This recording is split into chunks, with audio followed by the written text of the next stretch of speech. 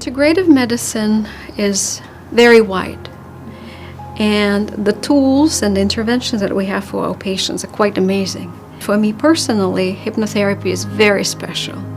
You can do a lot of things with meditations and acupuncture and herbal therapy and Reiki, but the hypnotherapy is very separate because it is a body-mind intervention, but also you can get results quite immediately. You can relieve the pain very fast. You can decrease the fear of a procedure quite significantly. So you can do things that are perceived almost impossible, almost magical, but we know it's all science behind it. There is so much research, the functional MRIs, all other imaging techniques that we have available for us, they telling it's all scientific evidence. It's not just a belief or just a placebo. It is true use special states of our mind for healing purposes. There are two types of patients. The patient that asks about alternative medicine therapy is usually very involved and will usually do very well with it because they're already interested before I even see them. The second type of patient that I recommend it for are usually very skeptical. Once they realize this is something that may help them through surgery or quitting smoking or whatever, they're usually willing to try. Someone like Dr. Polukhin can actually tailor what they need specifically, and it's much more effective, it's much more efficient, it works better. I had heard of hypnosis before, previously, but I never really truly believed in it. So I decided I'd give it a shot. When I was a kid, and I used to have to get my blood drawn, for some reason it just always hurt. I absolutely hate needles, hate them. So then it stuck with me, and every single time now, blood drawn, panic attack. I had the treatment done about 2 years ago. It was successful, actually. I've gotten tons of shots, and I've got my blood drawn, and I'm actually not that bad. In my practice, a lot of treatment involves medication that has all kind of side effects. And when you want to treat your quality of your life, you don't want to be on medications that will have more of a side effects. And that is the reason a lot of women are backing up from hormonal treatment. And it's not the women itself. As physicians, we are backing up to give them. Because the Women's Health Initiative did a big study like 12 years ago, and it came with the results that we don't need to give hormones to women because that is increasing the breast cancer risk, it is increasing the clotting problems.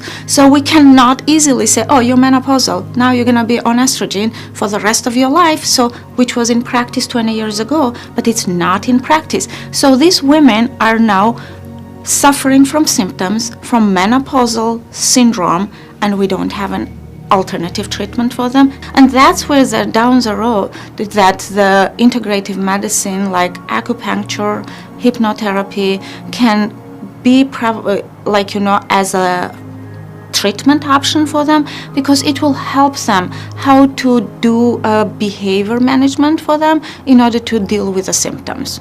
I mean, we have to listen to the patient in order to change our management. If we don't listen to the patients, we will just do whatever routinely we've been doing. But as the patients are coming and asking for help, we need to give it to them. We run a large cancer program in one of the main medical centers where we treat a broad range of pathologies, both malignant conditions and benign blood disorders. And so when we're dealing with people and we're trying to figure out what treatment is best for them, standard and complementary, again, we go through the basics that people may need, which incorporate surgery or radiation or chemotherapy. But also we're looking at how can we help people get through their treatments. And as most people are familiar, a lot of what we have to offer carries significant risk of toxicity. And we want to help people manage whatever symptoms may come along with their treatment while they're getting themselves better. These can range from problems like pain or nausea or neuropathy, or even things like fatigue and anxiety. So when we're evaluating people and we're trying to figure out, based on their individual circumstance, what may be best to go along with it, that's where we'll discuss some of the options that exist in the complementary medicine realm. Things like acupuncture, things like hypnosis, things like Reiki. all of these carry significant value to helping people manage symptoms on their own and getting us through the full treatment course to give them the best chance to put the cancer behind them. I have a chronic condition with migraines that I have sought alternative treatment for in the past, and in speaking with Dr. Polukhin, she recognized the fact that I would probably benefit from her hypnosis treatments. So we sat down one afternoon and I was hypnotized and I became very relaxed, and before I realized it, our session really was over.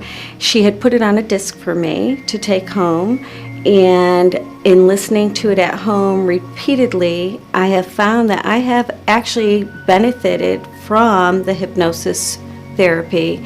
So my advice to someone who isn't sure about whether or not they want to incorporate integrative medicine principles into their practice, I would say that I see it more as having more tools in your toolbox, essentially.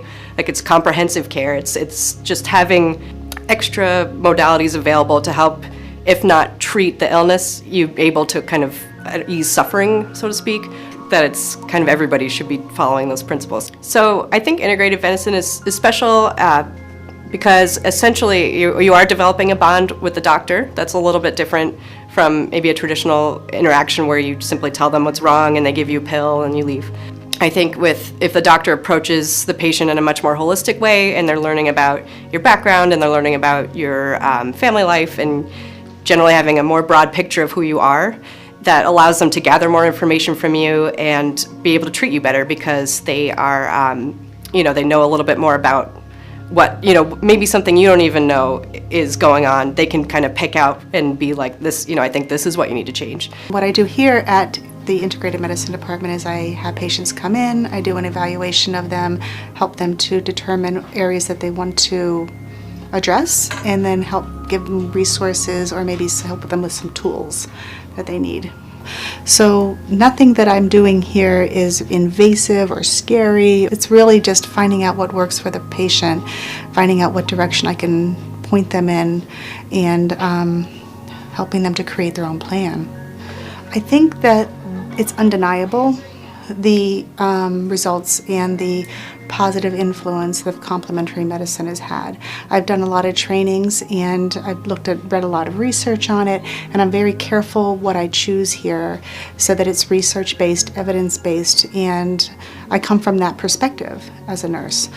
I think that the era of medicine where medicine is going to be person-oriented, I don't want to even say patient, but person-oriented. And I think more and more professionals will recognize it.